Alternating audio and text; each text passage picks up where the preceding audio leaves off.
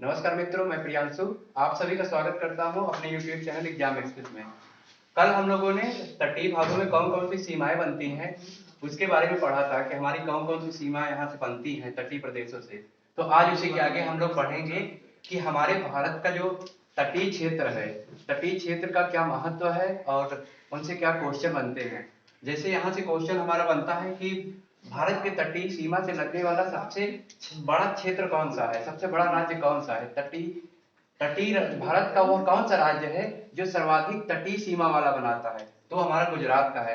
तो उसको जानने से पहले हम जान लेते हैं कि हमारे टोटल तटीय क्षेत्र कितने हैं। तो उसको हम मैप के माध्यम से आपको बताएंगे, जिससे आप लोगों को ये मालूम चल जाए कि हमारा राज्य कौन सा कहाँ पर है।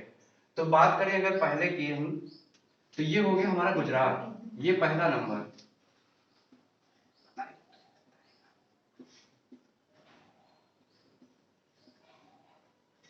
दूसरा महाराष्ट्र,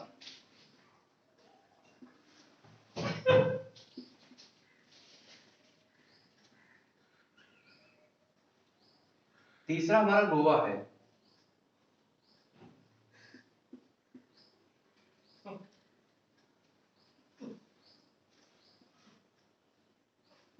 चौथा कर्नाटक,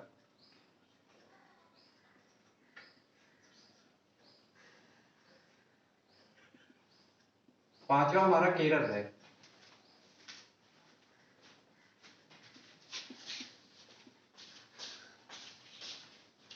इसी तरह देखें तो हमारे इधर के भी राज्य जो हैं क्रमानुसार ही चलेंगे। 6 नंबर तमिलनाडु,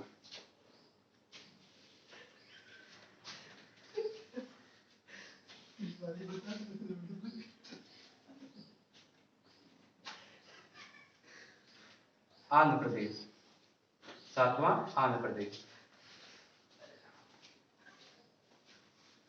8वां उड़ीसा,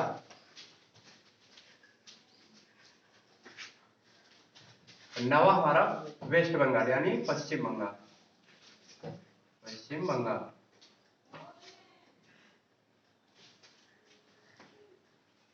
तो यहां से अगर देखा जाए तो हमारे टोटल तटीय क्षेत्र जो है वो टोटल उनकी संख्या 9 है।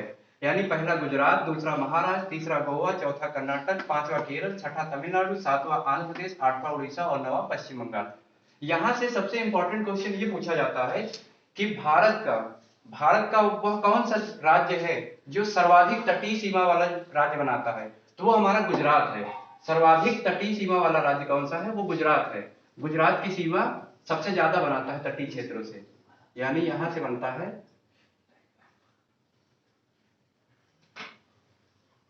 सर्वाधिक तटीय सीमा वाला राज्य।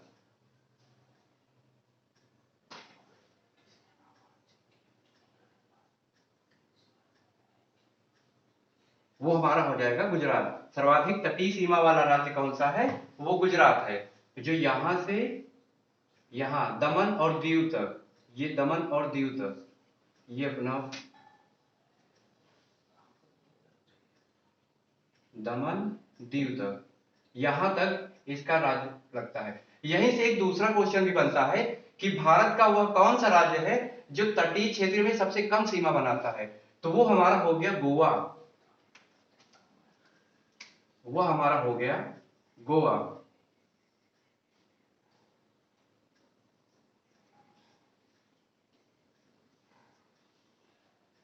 न्यूनतम सीमा वाला राज्य,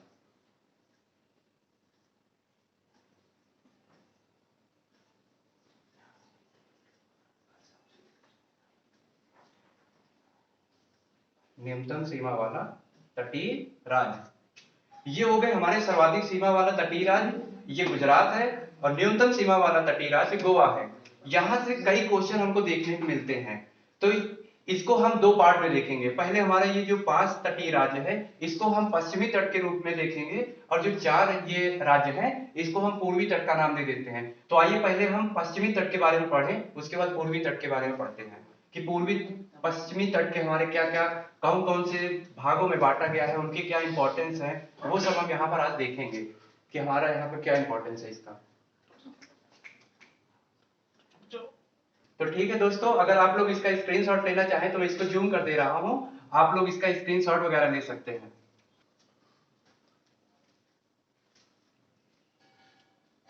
ठीक है, ठीक है दोस्तों, आप लोगों ने स्क्रीनशॉट ले लिया होगा। अब हम आगे चलते हैं अपने पश्चिमी तट की ओर। ठीक है दोस्तों, अब हम आगे बढ़ते हैं। जैसा कि हमने बताया था कि हम तट को अपने पूर्वी तट एवं पश्चिमी तट के बीच में विभाजित करेंगे।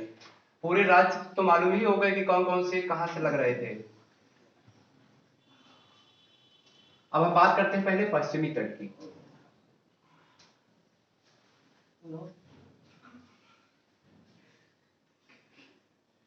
पश्चिमी तट, पश्चिमी तट में अगर हम बात करें, सबसे पहला तट हमारा जो है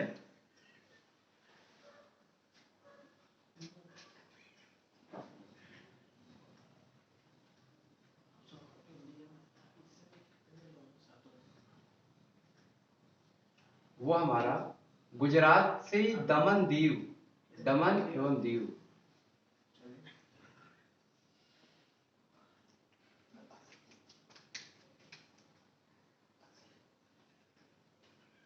दमन दीव, हमारा पहला तट दमन दीव है, जिसका नाम दिया गया है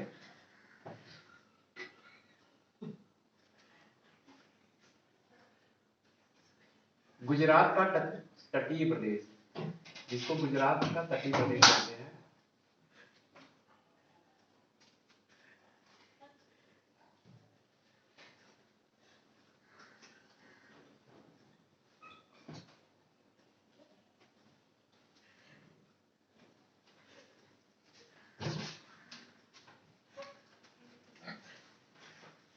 इस तट का नाम काकरापाड़ तट है।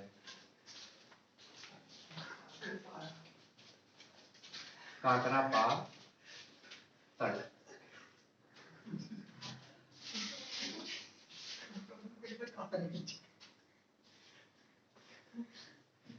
दमन, गुजरात से दमन एवं दीव तक का जो नाम दिया गया है काकरापाड़ा तट है, जिसको गुजरात का तटीय प्रदेश भी कहते हैं। गुजरात का तटीय प्रदेश, यहाँ से क्वेश्चन जो है ये नॉर्मल क्वेश्चन है, इससे नहीं पूछा जाता है, हमने तो बता दिया आपका। ये काकरा तट की ये बाउंड्री है, यहाँ से गुजरात से काकरापाड़ तट जो दमन दीव तक लगता है, इसको वो गुजरात का तटीय प्रदेश भी कहते हैं। लेकिन यहाँ से जो क्वेश्चन है, क्वेश्चन हमारा बनता है कि भारत का सबसे लंबा तट कौन सा है, तो भारत का सबसे लंबा तट हमारा काकरापाड़ तट है। यानी क्या क्वेश्चन बनता है, भारत का सबसे लंबा तट, भारत का सबसे लंबा तट, भारत का सबसे लंबा तट,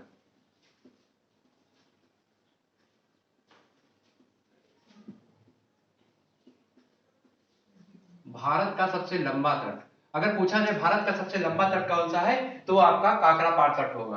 क्योंकि यहां से आपको बताया था अभी, गुजरात की सीमा जो है तटीय प्रदेशों से सबसे ज्यादा बनाता है, तो इसलिए भारत का सबसे लंबा तट कौन सा है, वो काकरापाड़ तट है।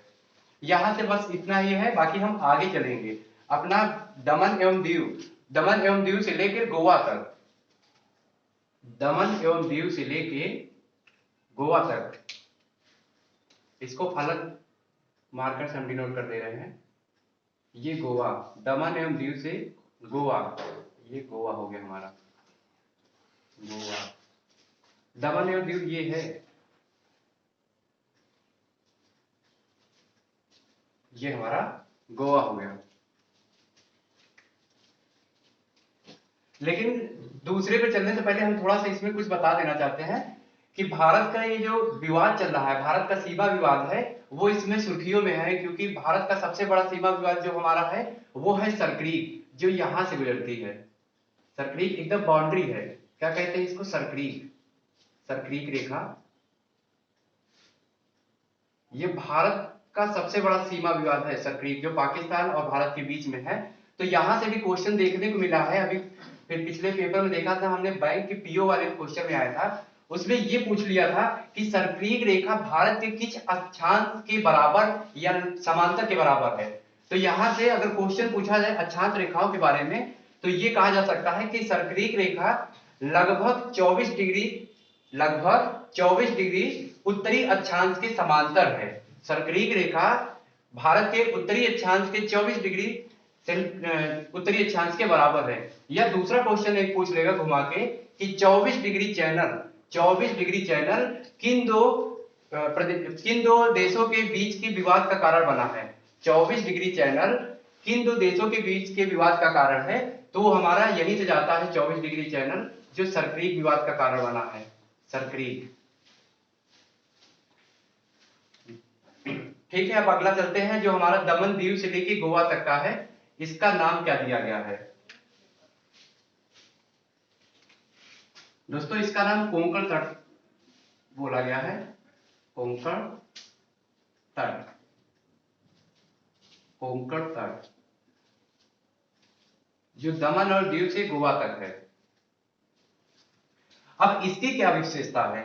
इसकी विशेषता मुख्य रूप से अगर देखें, कोंकण तट की विशेषता मुख्य रूप से देखें तो हमारे भारत में जहां पेट्रोलियम का उत्पादन जहां से होता है वो कोंकण ही तट है। पेट्रोलियम का सर्वाधिक उत्पादन किस तट से होता है? तो वो हमारे कोंकण तट से होता है, जिसका नाम है बॉम्बे हाई।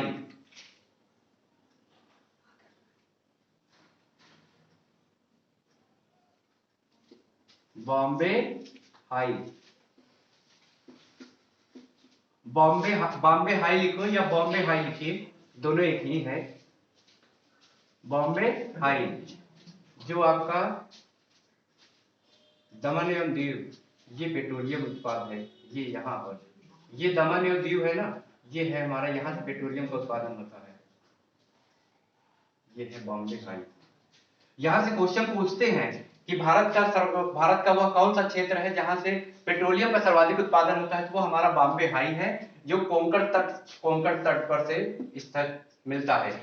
यहीं से क्वेश्चन और बनता है कि भारत का आधुनिक बंदरगाह कौन सा है, तो वो भारत का आधुनिक बंदरगाह जो है वो जवाहरलाल नेहरू बंदरगाह है।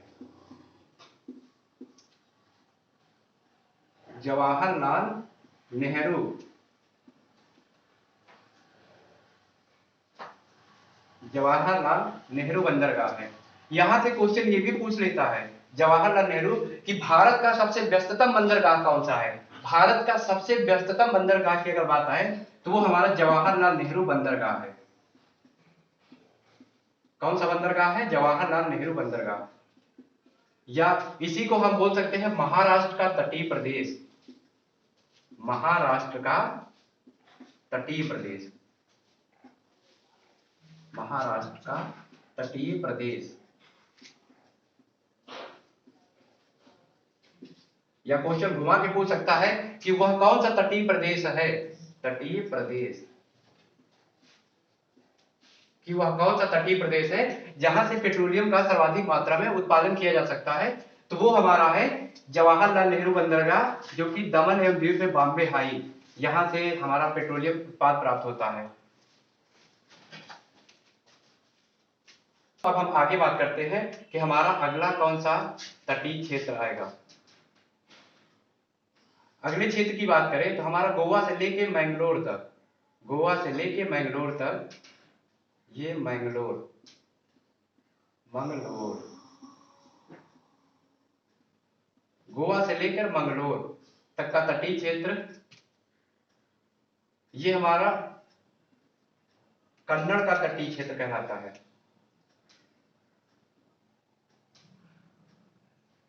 कन्नड़ का तटीय क्षेत्र,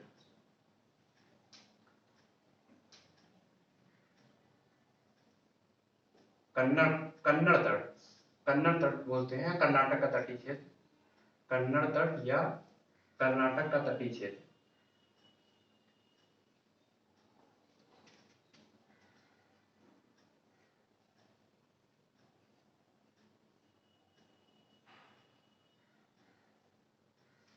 यहां से ज्यादा क्वेश्चन तो नहीं पूछता है, लेकिन यहाँ की एक विशेषता है, यहाँ की विशेषता यह है कि अगर बात की जाए कि भारत में लौह इस्पात का उद्योग, भारत में लौह इस्पात का उद्योग सबसे ज्यादा किस बंदरगाह से किया जाता है, तो वो हमारा यहाँ बंदरगाह एक है, बंदरगाह मिलता है जिसका नाम है न्यू मैंगलोर बंदरगाह, न्यू मंगलोर बंदरगाह,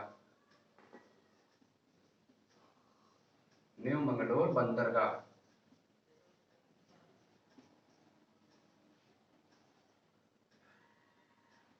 भारत में लौह अयस्क बंदरगाह, भारत में लौह अयस्क का सर्वाधिक जो व्यापार शुरू होता है वो इसी बंदरगाह से शुरू होता है, न्यू मंगलोर बंदरगाह। लेकिन एक चीज का विशेष ध्यान रखिएगा, अगर पूछा जाए लौह इस्पात उद्योग का सर्वाधिक उपयोग किस बंदरगाह पे किया जाता है तो वो मैंगलोर आएगा। और अगर पूछा जाए कि भारत का सबसे व्यस्ततम बंदरगाह कौन सा है तो वो आपका ये महाराष्ट्र में पड़ेगा, जो कि जवाहरलाल नेहरू बंदरगाह है। ये भारत का सबसे व्यस्ततम है, सबसे ज्यादा व्यापार यहीं से होता है, महाराष्ट्र का, और ये आधुनिक बंदरगाह है। ये हमारा हो गया कन्नड़ तट, कन्नड़ तट यानी कर्नाटक का तटीय क्षेत्र। अब आगे बात करेंगे, हमारा जो अगला तट आता है न्यू मैंगलोर से लेके हमारा केरल तक का तट, केरल तक का जो भाग है इसको कहते हैं मालाबार तट, मालाबार तट।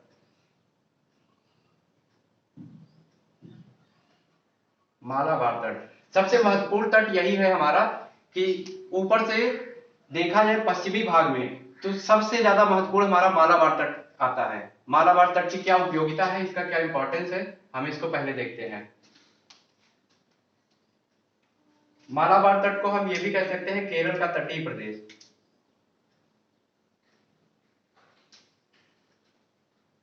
केरल का तटीय प्रदेश।